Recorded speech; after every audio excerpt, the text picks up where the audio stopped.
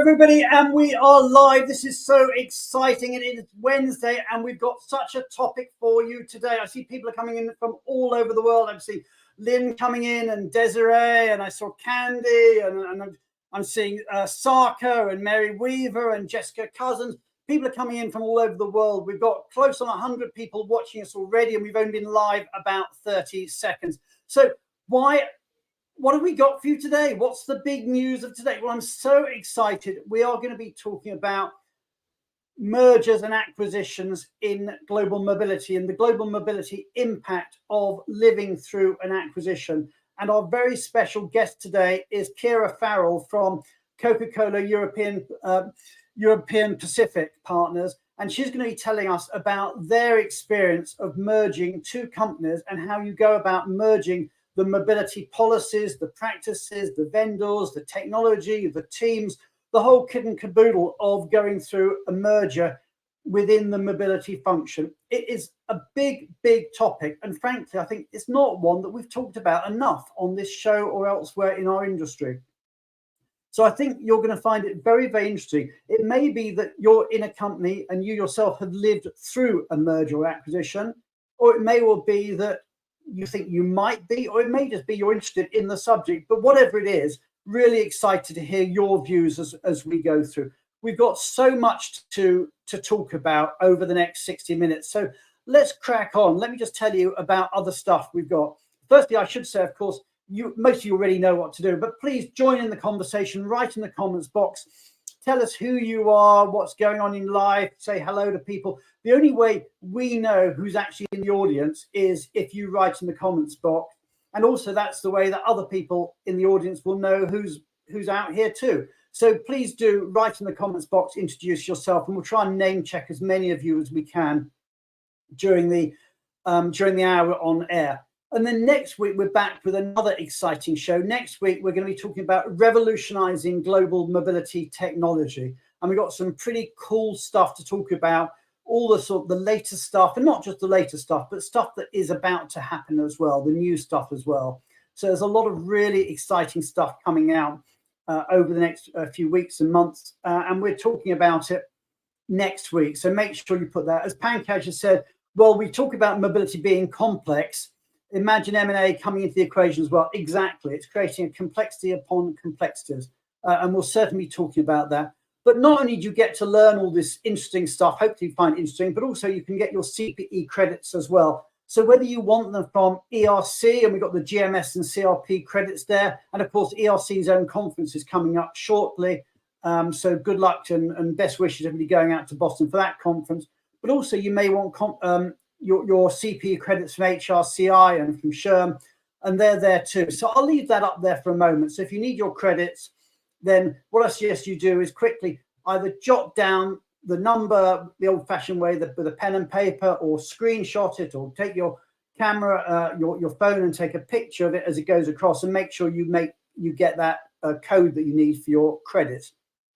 Anyway, we also like to share breaking news, what's been going on in our wonderful industry over the last 7 days. So each week we try and share a little bit of, who's moving job, who's been promoted, job opportunities that are out there, other bits and pieces of news. So let's see what's been happening in the last 7 days in global mobility.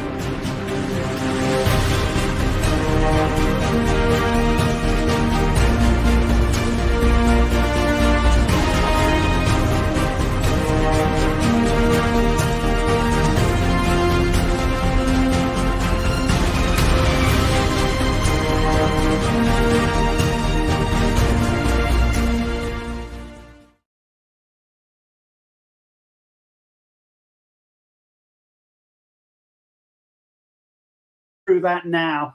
Anyway, moving on, I'm really excited to say that we're going to be doing our regular immigration update. And without any further ado, I want to welcome to the stage Julia Onslow Cole. Actually, before I do, one thing I forgot to say it last week, I nearly forgot to say it again this week, is I just wanted to wish all our Jewish viewers a very happy new year, Shana Tova, and well over the fast. And apologies for not saying that last week, and I've said it now. Slightly embarrassing for me to forget that. Anyway, let's bring Julia Onslow Cole onto the stage.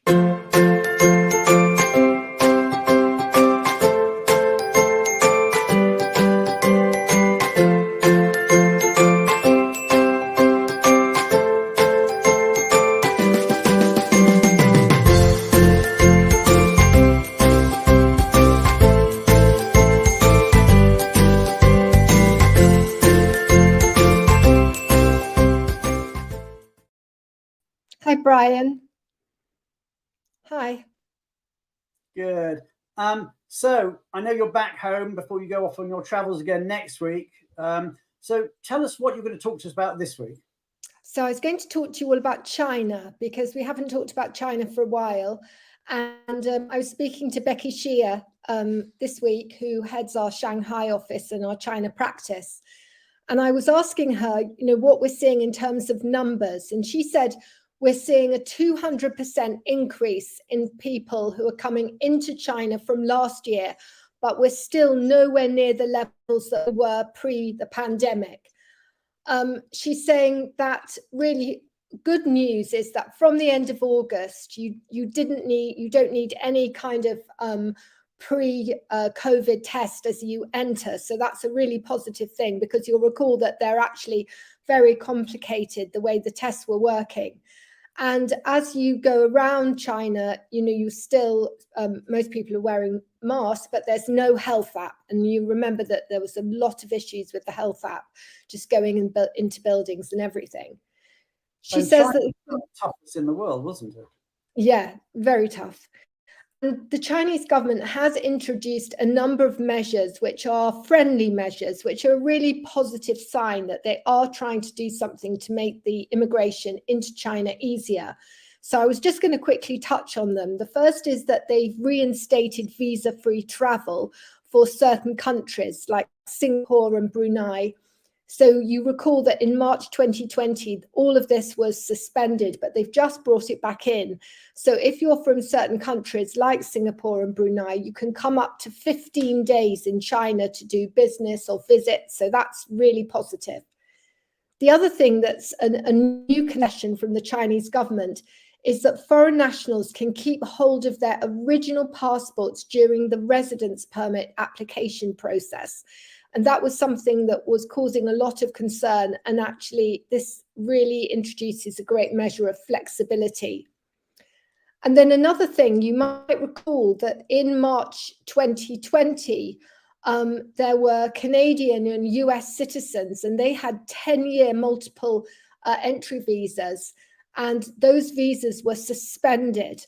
So they've been reinstated, and people from Canada and US who have those 10-year multiple re-entry visas, when it comes to the end of 10 years, they're either given another lot of 10 years or they're given a free 3-year extension. So again, that's very positive.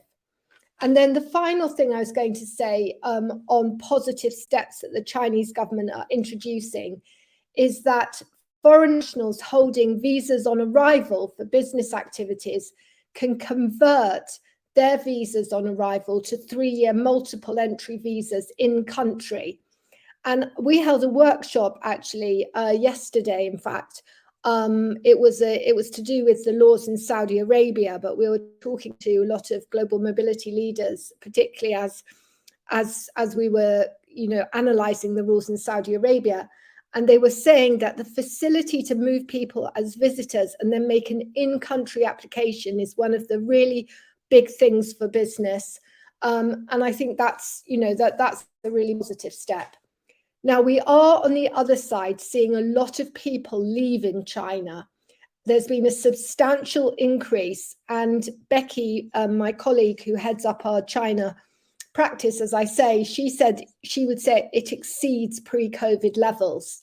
Do we know Now, obviously, yes, well, I think it's reflective of what's happening with global businesses who are trying to shift their supply chain, a reliance away from China, maybe to Southeast Asia or Vietnam or India. And then they need to move talent there to train people. So I think this is what's causing certainly some of the increase of movement. Now, when you're looking at this, it's very important if you're in a business where perhaps you are considering alternative supply chains and you're wanting to move people out, you've got to consider how long it's going to take for individuals to get visas. Now, I just did a sort of highlight on Guangzhou and the US consulate there, and it's taking 141 calendar days to get an appointment to get a US visa for a Chinese citizen. So the answer is really, if you're doing that, you have to apply early and you really have to think about that. So that's my update for this week, Brian. Thank you. Well, as ever, super interesting, and it's always fascinating how you manage to mix the sort of, if you like, the micro details of visa applications with the macro of the fact that businesses are shifting stuff away from China towards Southeast Asia. So very, very, very interesting update. Really, really appreciate that. We'll see you at the other end of the show. So what's Imelda Keene saying there? Oh, she's just mentioning one of our job vacancies with Mark Hellicar. Great. Yes, there's a job opportunity working with Mark Hellicar at DS Smith. So a really big shout out there for you, Mark, and your team. Anyway, we're going to move on now to talk about tax. I'm delighted to say that we have Julie Barron, our very own tax baron, with us. So everybody, you know how it works. Let's say a big thank you to Julia and a big hello to Julie by hitting the heart button, hit the like button, hit the applause button, and let's say ta-ra to Julie Onslow Cole and welcome to Julie Barron.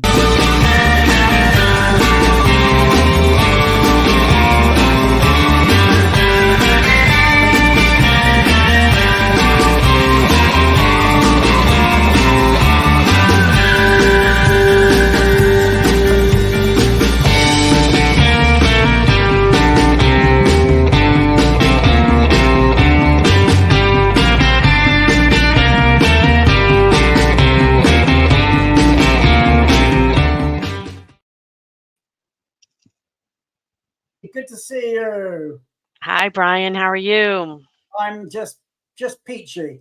It's just great to have you back on the show. And we've done China. Now you're taking us out of Asia into Europe. So tell us where we're going now. Today, we're going to go to Switzerland, one of my favorite countries for beauty, right? Beautiful country. So I wanted to kind of continue on the cross-border theme that we talked about last time with Gary and talk about what some of these things mean in Switzerland. And as our viewers know, Switzerland is right in the heart of Europe, but it's not part of the EU. But they do participate in some of the EU initiatives. And one of those is this new Social Security telework agreement.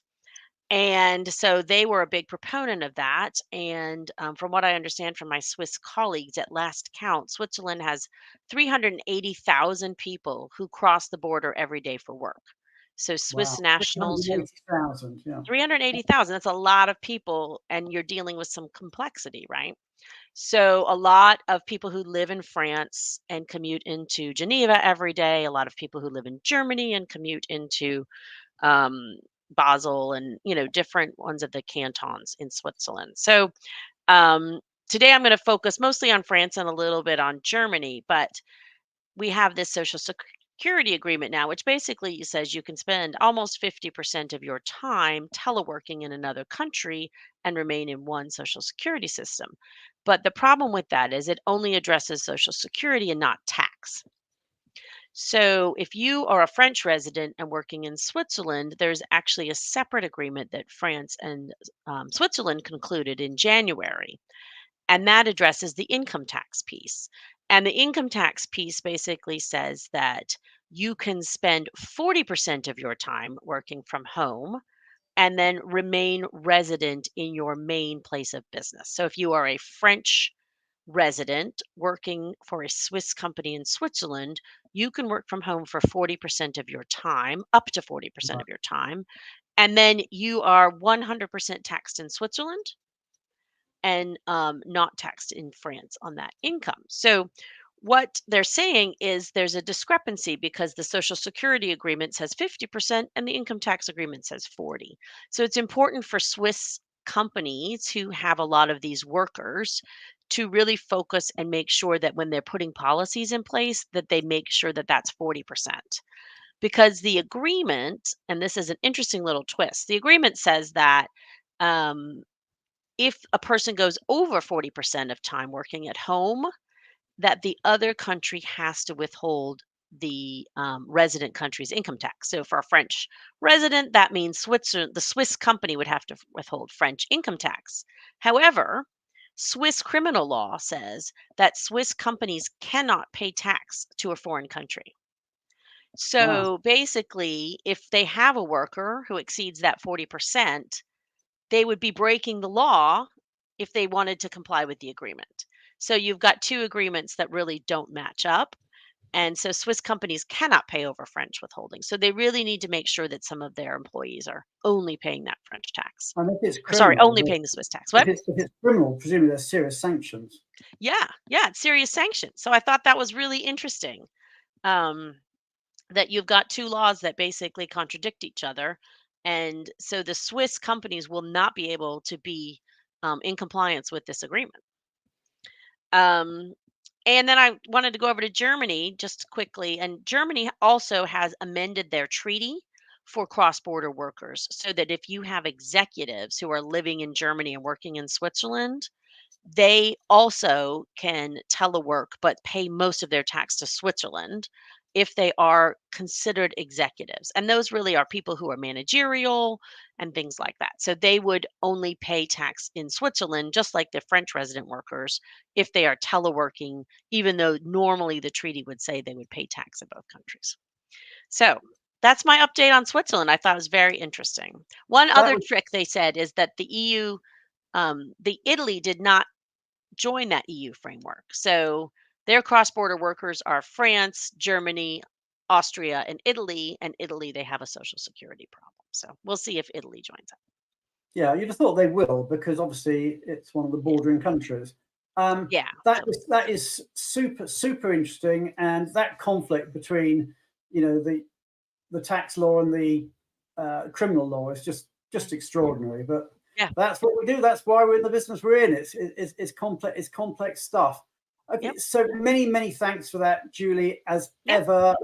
We're now going to move on. I'm delighted to welcome to the stage Matt Cheek, who's going to be giving a very quick update on some exciting events that are coming up over the next month or two. So everybody, you know how it works. I've said it before. I'll keep saying it. Hit the heart button, hit the like button, hit the applause button. Let's say goodbye to Julie Barron and welcome to the stage, Matt Cheek.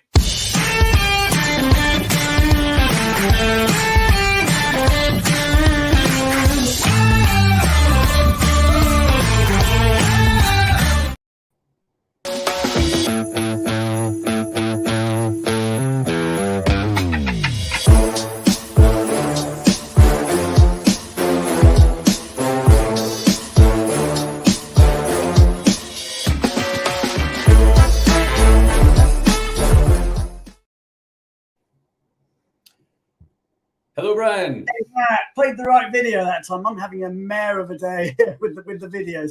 Matt, anyway, great to have you with us. So what are you going to talk to us about today?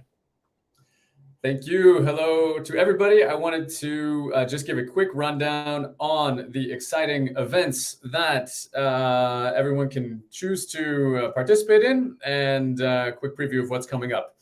And I'm going to start with tomorrow. So tomorrow, Benevo is going to be attending, drum roll, the FEM shortlist party in London. We are very proud to have made the shortlist. Brian will be there. If anyone needed any more reason to come, well, come and meet me. I will be. Brian's going to be there. That's all you need.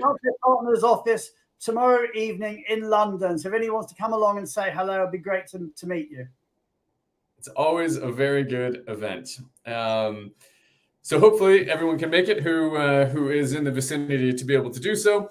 And next week we have two things that are coming up about for the Changemakers Network. One of them is next week, which is our upcoming quarterly call. And for anyone out there who is considering joining the Changemakers, one of the things that we do is do big sessions to preview all of the very exciting new technology that Benevo is working on, kind of the what's in the pipeline, and we solution design and build new innovative solutions with that group. So that is happening next week. And if anyone is interested in getting involved in that group, please contact Brian or Tally. We would love to consider you joining.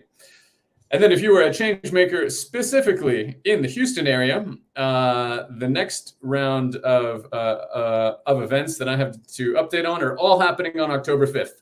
So the first one on October 5th is for all you change makers in Houston. There's the Change Makers Tech Connect meetup. The next thing that is happening on October 5th is the Benevo Backstage event in London, also on October 5th. I believe, Brian, you will be there as well. I'll be there again.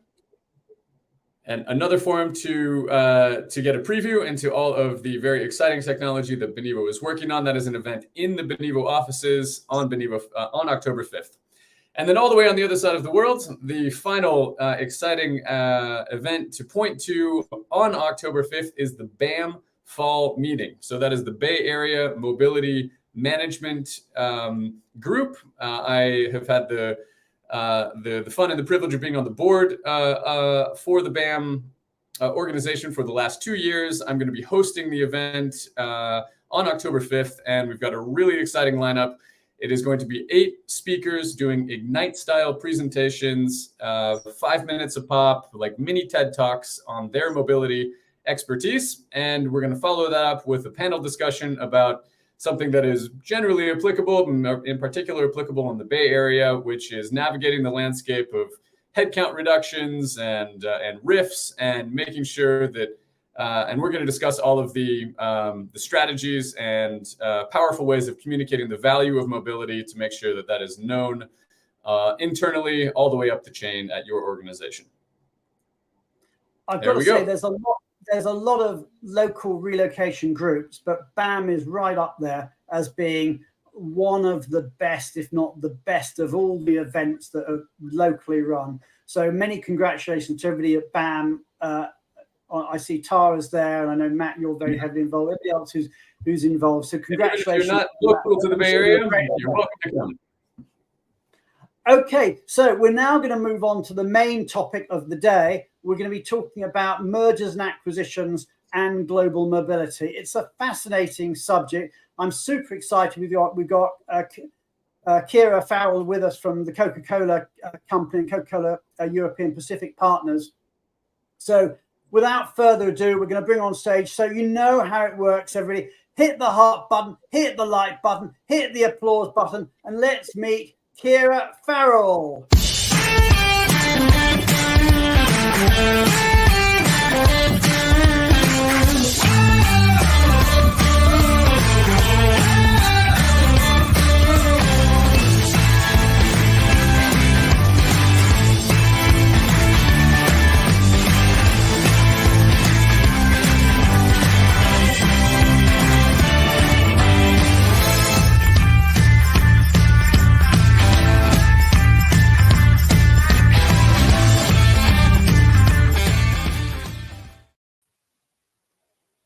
Hi, Brian.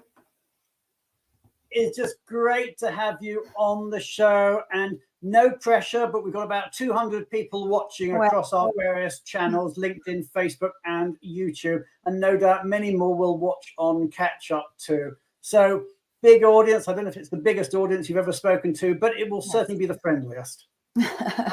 So, as we go through questions to the audience, if you've got questions or comments for Ciara, then write them in on any of those channels that you're happening to watch on, and we'll try and deal with all your questions as we go through.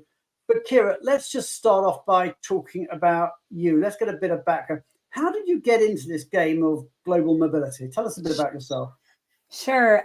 So when I finished school, and sorry, excuse me, guys, my voice is a little bit hoarse from children having sickness in my house. So I may need to cough in between. But when I finished school, I did a degree in accounting and human resource management. Tax was never on my radar, but there was some modules in the program with income tax and corporate tax. And my lecturer was a super flamboyant guy who always promised us the if you got the answer to the question right. So always accepted the challenge. And probably it's the first time I've seen somebody make tax exciting. But expatriate tax and global mobility was something I really became interested in. And I started my graduate program post-college with Grant Thornton and took the decision to specialize in global mobility. It was quite a small, unique kind of bespoke service in Grant Thornton, Ireland at the time. And I got,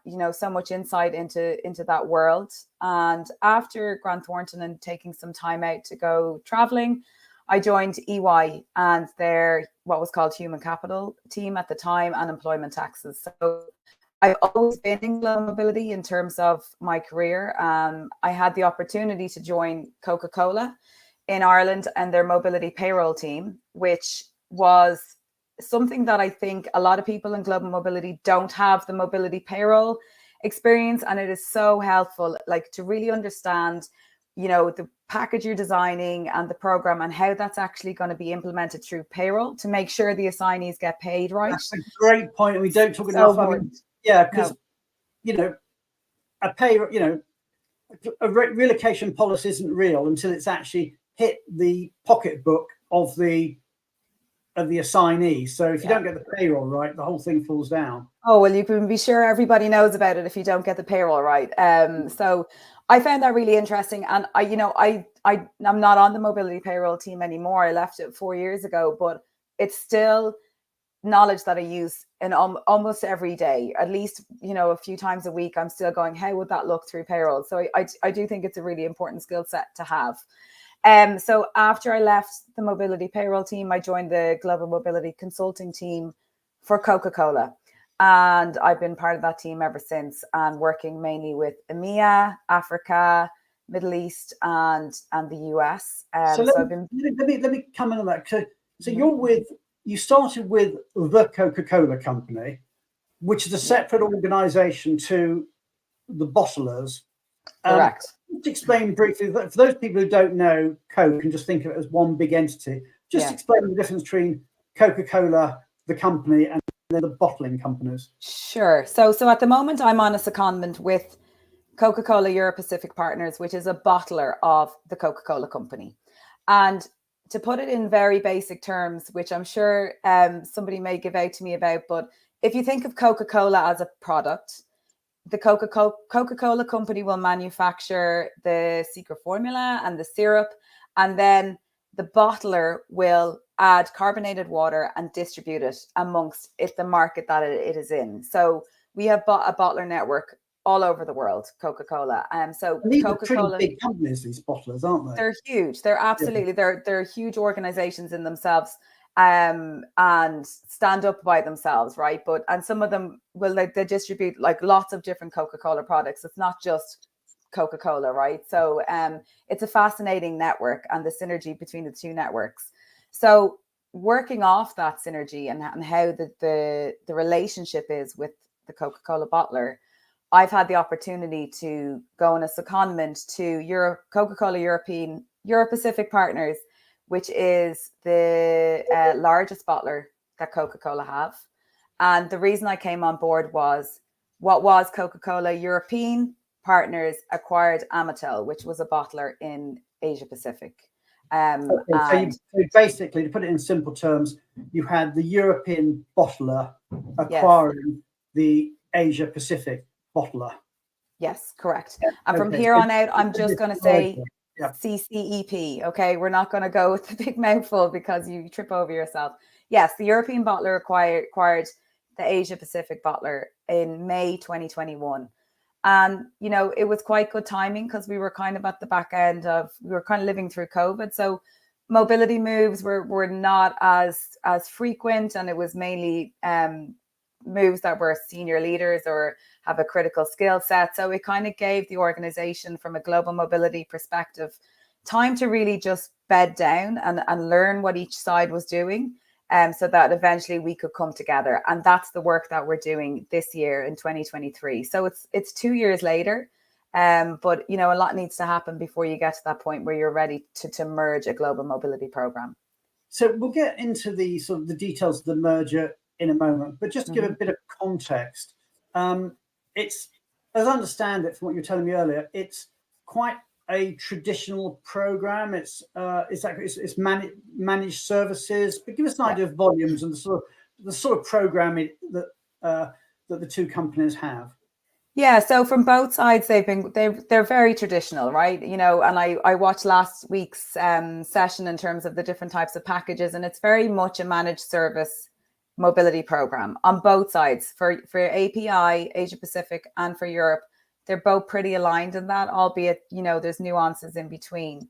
And when we looked at, you know, how we might redesign the program, we've always been clear from the outset. We weren't trying to break down any barriers or, you know, bring in these new, you know, a new regime that some of the tech companies are doing. They're both very traditional companies, and we really want to be very respectful of the organizations and the culture within those organizations. And in terms of volume, there's probably only about 100 international assignees globally between the two, but the program is growing as we speak. This year, we've had lots of volume and people crossing the regions, which has been great. Okay, and I want to bring the audience into the conversation. So I'll do a poll in a moment, but meanwhile, in the audience, if you've been involved in a merger or acquisition in your own organization or in the previous organization, just say something about it. I saw, I think Trish McDonald from Westinghouse said that she'd been involved in one and got 2 more in the pipeline. If others of you have been involved, then do tell us, you know, within bounds of confidentiality, what you've been involved with, and particularly interested in your views. Also, I've got a poll that I'd like to ask the audience, and we started on LinkedIn, but I'll just put it up here and interested in your views. The question is this: imagine that you are merging 2 global mobility policies and teams. So, you know, in the case of Coca-Cola, the European company acquired the Asia Pacific bottler, but whatever the deal is in your place, which aspect of integration is the most challenging? And I'll give you 4 choices. And actually, we're going to go through all of them over the next few minutes. The first is, obviously, you need to merge the policy and practices. You also need to, or may want to, merge the vendors. You need to, or you may want to merge the technology platforms. And then lastly, of course, you need to actually merge and integrate your own mobility teams. So there are other areas, of course, but those are the 4 that I picked on there, not least because LinkedIn only let you choose 4 options to a poll. So here we got 4. Okay, which one is the most challenging? Merging the policies and practices, merging the vendors, merging the technology, or creating a combined mobility team? And I see a couple of them, but Ciara, what's your view? What was your Steve Hoffman saying benefits was the most challenging? Yeah, and actually, because that's not there, and benefits, yes, is a huge challenge, because we've had issues with health insurance, right, and merging health and international health insurance policies, and making sure we don't have duplication between health insurance. Coming from a European centric location where, you know, you may stay in your home health insurance and you've got the E111 card for intra-EU, opening up the global mobility program to across regions, that's caused a huge challenge in our healthcare, and we're definitely working on that to try and make sure that we don't trip ourselves up on that. But I think it depends on the company in terms of what sections of those 4 options you might find the most challenging. And I did think the policies would be quite hard, but actually when we looked at them and we documented and analysed each one, there was a lot of similarities. There wasn't anything majorly wrong with either one. You know, they worked, but it was the synergy between the two to make sure that if someone was coming from one policy to the other, there wasn't always alignment. So what we're doing is trying to actually is probably give the best of both worlds, which is a good thing. We're not trying to take anything away. So that has been hard, but not as hard as I thought it would be. There's some fascinating comments coming up here. I saw one from Azibi. I just want to pull that one up again. Let's see. Policy is one thing. What people do and are used to doing is another thing entirely. Yeah, I mean, I think I was calling that when we were chatting sort of local practices, all the sort of exceptions. Let's try and get into that a little bit. And let's just start off, because obviously the first question that you need to deal with, Ciara, is actually finding out what you've got. So tell us a little bit about how you went about discovering and documenting policy differences. Yeah.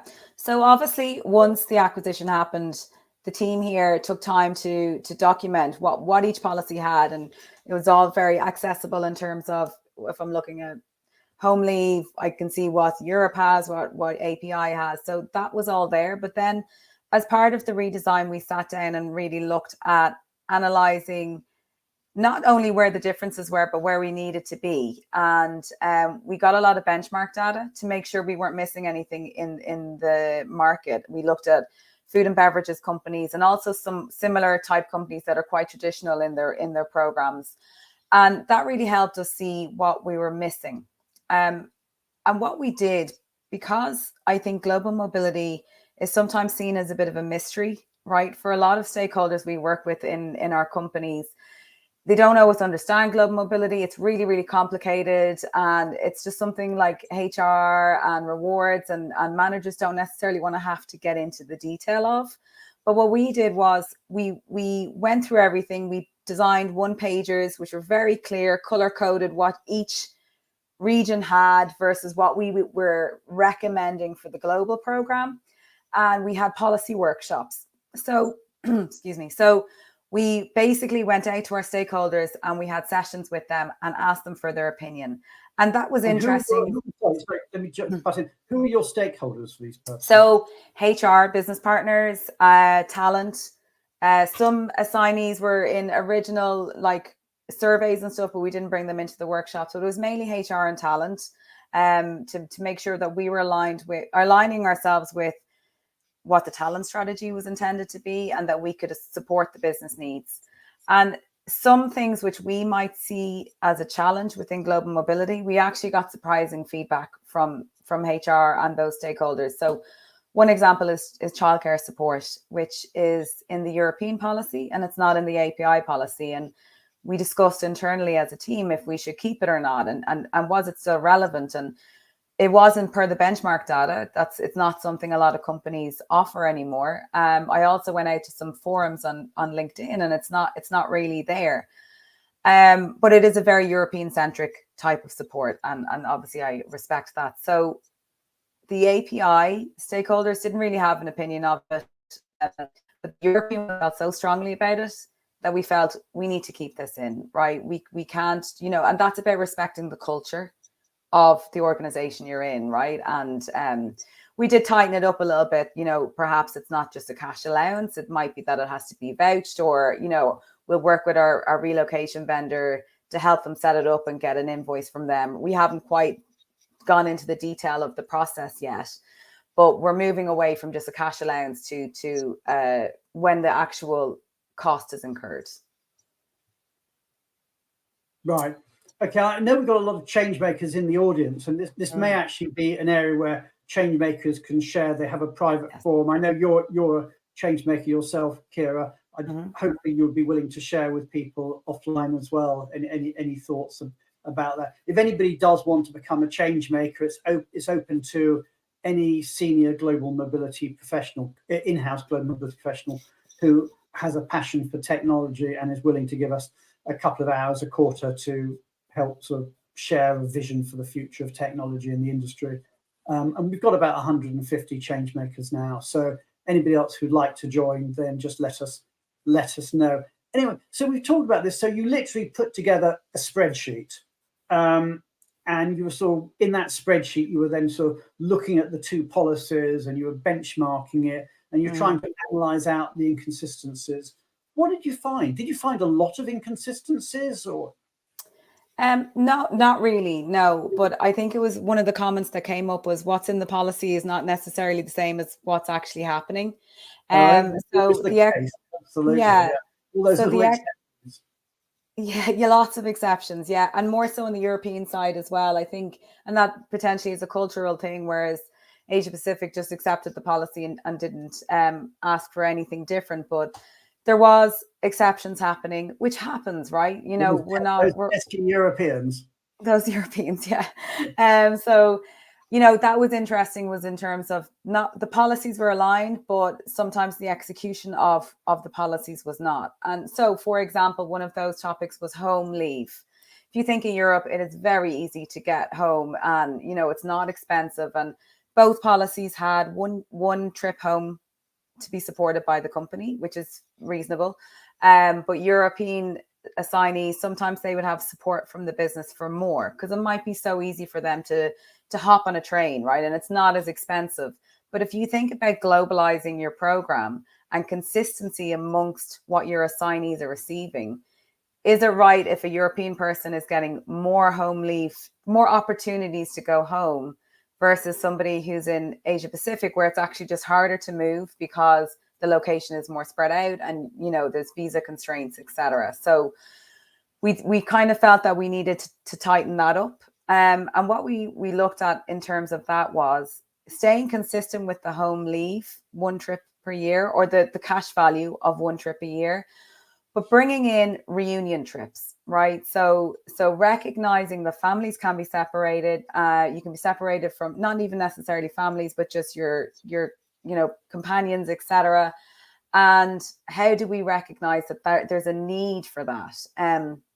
Home leave trip is based on business policy, business travel policy, which could be business class flights, whereas the reunion trips we are basing it on the economy cost, right? So potentially you're opening up that support to everybody, but you're splitting it out so that it's done in a different way, and potentially saving costs as well. So, you know, to save from API looking for 3 or 4 home leave trips on business class, right? We're going to help them get their family over to them to see them more. Can I ask, because I mean, there are sort of two sort of simple solutions that people tend to, or nothing simple, but tend to fall in, traps people fall into. The one is you simply say that what the acquirer has got is what the acquiree gets, and the acquiree's policies are just adjusted to whatever the acquirer has. It's very much like, you know, I'm the boss now, you do what I say, sort of thing. The other way is putting them together, and this is the other easy solution, if you like, and nothing's easy, is to say you get the best of everything, you level up. So if one has one and one has the other, you always take the richer one. But obviously that's a very expensive solution. It's in between that it gets really complicated. And I think from what it was saying is that what you're saying is that's where you've gone. How important was cost control in all this? The two programs, as they stood in isolation, were quite rigid in terms of what support was given. So it was very much like, this is the program, this is what all international assignees will receive. And what we heard from the feedback was actually the lack of flexibility was causing a cost constraint. They were being too expensive, and therefore that was causing a constraint and opportunity for employees to actually go on assignment. They were so expensive that it was mainly senior leadership moving. So yes, we are probably looking at somewhere in between, you know, not quite the best of both worlds, but cost constraints haven't come into it too much, because the plan is to give the business the empowerment to make a decision. So they will get a recommendation of what we think based on the combination that employee should get. And then it's up to the business to make an informed decision if they want to take things out or leave them in, right? Or if they need to push for more. So it's really about empowering the business, and that's bringing them on the journey of it, so they'll understand it more. Because the process of everybody getting the same thing, it wasn't going to work anymore. It wasn't fit for purpose for what the business needed. Yes. And I mean, two other solutions, and Dharmesh referred to one of them there. Two other solutions that people sometimes use to manage a merger or an acquisition. One is grandfathering, and saying, yes, you can, even if what you're having is out of policy, you can have it, but it's going to be lasted maybe just for the length of your assignment, but new assignees don't get it. And then the other is to say that we're just going to sort of push it together in some way, that we're going to sort of just, maybe through core flex would be a great solution. Have you looked at either of those? Have you looked at either grandfathering or core flex as we have looked at core flex from the employee's perspective, and potentially offering, a choice points or, a menu that they can select. But just where the program is right now, the volume's not big enough, I think, to implement that from an admin perspective. So what we're looking at is when the new policies roll out, and they haven't yet, it will be grandfathering. So we'll let assignments see themselves through to the end, and then any new cases will go under the new program. Yeah. Okay, let's move on. We've talked a lot about policies and processes. Let's talk about a second area, vendors. Okay. What about, obviously both companies have got their own selection of vendors, which may or may not be the same. How do you go about aligning the vendors or the service partners that you have?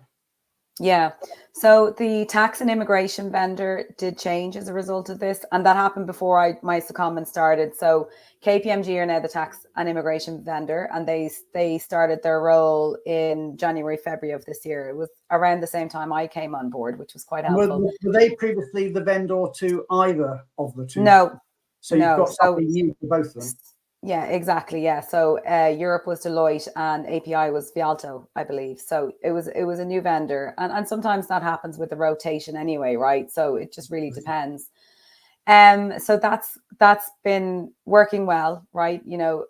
A big four company, they all have quite similar services. So I think that was probably an easy transition in relative terms. And then in terms of technology, in Europe, they use Assignment Pro. In API, Serva, the relocation partner, was actually preparing the cost estimates. So the plan is to bring API into the European program in terms of the technology, right? So we don't plan on changing technology at the moment, but we do need to bring Asia Pacific under the remit of Assignment Pro. And, all of that involves getting the tax tables and the tax data into Assignment Pro for new locations, which we're working on with them. And what about the relocation management side? Yeah, so the relocation partners were different for both regions. Europe was BGRS and API was Serva. But as luck had it, Serva acquired BGRS. Maybe that's why they did it. Yeah, they did it because of us. Yeah. So that was helpful, but we are finding there are discrepancies and differences in terms of the service offering on each side, which is really important for us to iron out, because we want to be really transparent and clear in our policy so assignees can know exactly what to expect from our vendors. And, right now they're not quite aligned on certain elements. Like in Europe, they can pay out certain things, cash allowances, and in API, they're not doing that. But we have to respect that they've just gone through a merger or acquisition, and we need to give them time to bed down. And we've got time with them to go through all of that. Okay, interesting question, comment here. I'm just going to take from Merrily to pull that up. She said, often missed is the due diligence on the US and global immigration impacts. I appreciate yours wasn't US. Impacts and the work involved with changed entities and all the paperwork and documentation for filings to maintain status or compliance for local foreign hires and expats, etc. Big project in itself. I mean, was that an area that you needed to focus in on a lot? The whole sort of compliance aspects of the fact that you had, I don't know if you had new employers or you had certainly you had a new owner. Yeah. The foreign national local hire area is actually managed by our people services. So local HR manage that. So I don't think global mobility have had to really be involved in that in this situation, which sounds like that was a good thing, considering it looks like it's quite complicated. Okay. And another question, if any of these are confidential, then obviously people don't say anything that you can't. From Dharmesh, does Coca-Cola have a home harbour rule for expats? It becomes a huge policy shift if the acquired company has a home harbour rule, but the purchaser entity does not. CCEP doesn't have a home harbour rule, no. Right. Okay. So let's move on. I mean, the other area we've talked about merging technology, we've talked about merging processes, we've talked about merging vendors. I know we were speaking on offline earlier, is that even if you merge the vendor and the two vendors are the same company, it may well be that you're not being treated the same by the two vendors. So even then there can be challenges merging vendors. But the last area I want to talk about a bit was merging the team. So tell us a bit about your mobility team and how that has pulled together post-acquisition. Yeah, so it's a very small team. Before I joined the team, Europe had 2 people and API had 1 person. And that team has since expanded, obviously, me and there's 2 more headcounts come in. But I think I think the challenge with merging teams when you've got a very European-centric traditional organization and then a very traditional API organization, because definitely my experience of companies coming out of Australia, New Zealand is they have very set ways of operating their mobility programs too. So you're trying to align the two to come to a global holistic viewpoint. So I think sometimes that's the challenge when you're merging teams is you have regional viewpoints and sometimes very local viewpoints as well, right? Because there's always local nuances. Trying to bring everybody's thinking up to a global holistic view is really helpful. And one of the things we did at the start of this project was we went to KPMG's offices to meet their Ignition team. So KPMG Ignition are a team that are there to kind of break down any disruption when you're trying to design new things or new programs or policies. I've not heard of KPMG Ignition before. Yeah, I have to say, so that kind of broke down those barriers because it came into us really cutting through the noise of trying all the questions we had about trying to design a program. They took time to learn about our key hotspots. We focused on what European people thought, what API thought, and then, okay, let's do the global position, which that whole viewpoint is really, really effective to make sure that we were all coming from the same point of view. So taking a step away from that regional focus and coming into a globalized global mobility program, it's very hard, right? Because you're always going to think, oh, but this country does this and this one does this, and that's okay. But it's just trying to be consistent across the globe as opposed to looking at regional exceptions. And from a personal point of view, has that involved lots of travel now out to Asia that you weren't doing before? Has that changed your life? No, it hasn't actually. I haven't had to do any travel, unfortunately, because I would love to. But we've all worked very well as a remote team, and you know, I've come from a global team with Coca-Cola as well. So there's obviously flex in terms of trying to get each other. You know, might need to work a little bit out of your hours, but for the most part, CCEP's got quite a good culture in that they will have their calls at 8 a.m. UK and Irish time to try and get Australia and New Zealand at the back end of their day, and nobody's working too late. So that's kind of the flex there. So there hasn't really been a need to travel. My counterpart in Australia did get to come to London. So I think she got a good deal out of it, but I didn't get to go to Australia, unfortunately. And I mean, you're a slightly unusual acquisition in the sense that you weren't competitors. You were both, you know, bottlers for the Coca-Cola company. Did you know each other before the acquisition, the two mobility teams? Yeah. They would have been familiar, and coming from Coca-Cola, there's obviously I would have been familiar with the teams as well, because you do have movements sometimes between a bottler or Coca-Cola or bottler to bottler, right? And the connection points aren't always there, but you would certainly be familiar with the other team and know about them. And there was a person who left after the acquisition whose name I knew and I didn't even realize. I said, I know her and I've done things with her. So yes, there is absolutely familiarity. And the bottling network, they would always come together. I think there's an annual conference with Coca-Cola as well. So they would have those relationships too, even though they are not competitors and they're on different sides of the world. There would be an opportunity within the network to come together. So when you went to the Coca-Cola HR conferences, I think I've got a picture of you at one of them somewhere, which hopefully Tally will put up. When you go to those big Coca-Cola conferences, do the bottlers go to that as well? There you are. There I am. Yeah. There would be representatives from the bottlers there. Absolutely. Always. The bottling network is so important to Coca-Cola. So yes. But this group is all of the Coca-Cola HR group for what was Western Europe at the time. So that was in Monaco just before COVID hit. Well, if you want to give anybody a shout out there, I'm sure that's. Well, there seems probably too many to mention the 3 or so minutes we've got left. So one last question: change management, and I'm going to ask you for the 90-second version, which is, I know, tricky.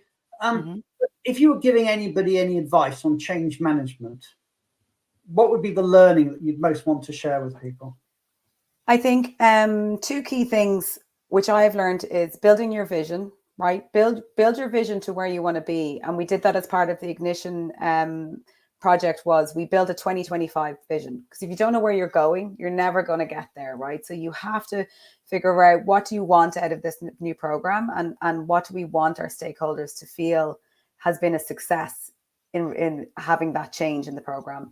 And the other one, I think, is to encourage your customers or your stakeholders to participate in the change, right? Bring them on the journey, make sure they're informed, keep the communication open. And that's why we did the policy workshops. We didn't want to roll out a new policy and then have people say, hey, what's going on? This doesn't tie in with what we want. So I think it's really important to understand the business needs and your stakeholder needs as well. Okay, and actually, I've got time for one last question. If there's one thing that maybe you regret slightly, is there one thing you would change, one thing you would do differently from how you did it before? So we did actually have we ended up losing a resource on the team between May and September, which has finally been filled this week. So if I had, that would be the change. If I could change that, that would be great. But if I hadn't known about that, I would have accelerated a lot of the work, right? Because I came into it 1 year, and that time frame went down because the team priorities shifted a little bit. We still have our deadline to get the new policy in place, but if I could change that, that would really have helped. I tell you, you are getting so many positive comments on here. I'm not sure if you're seeing them all. No, I don't want to look. Oh no, they are so positive. I think I saw one from Tara Hagen that came up there just now, saying, love it, Ciara. Build your vision, encourage stakeholders to participate, bring on the journey. Thanks for this day's session. And I saw a couple of other comments come up after that. People loving it. I'm sure, I'm going to put it out there and stop me if I'm wrong, but I'm sure if people are going through M&A and they want to reach out to Ciara, hopefully you'll be happy to sort of share. Absolutely. Too. Yeah. But we're now pretty much at the end, so I'm going to bring on our guests. I'm going to bring back Julie Onslow-Cole. I'm going to bring back Julie Barron.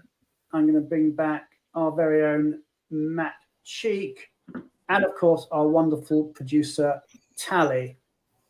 And we're getting towards the top of the hour. I must say we've had so many comments on this show. I think people have been absolutely fascinated. It's one I'm sure we're going to have to or will return to over the next few months, because it is such an important subject and really not being spoken about enough. But the experience you've gone through, Ciara, has been, obviously very illuminating and very, very helpful to everybody else in the industry. So on behalf of the entire mobility industry, if I can say thank you for being so open and inclusive. And also, as ever, thank you to Julie Barron for that really important tax update, and to Julia Onslow-Cole, as ever, for that wonderful immigration update. Thank you for Matt for sharing about the upcoming events, and good luck in particular with your BAM event, which I know you put a lot of work into.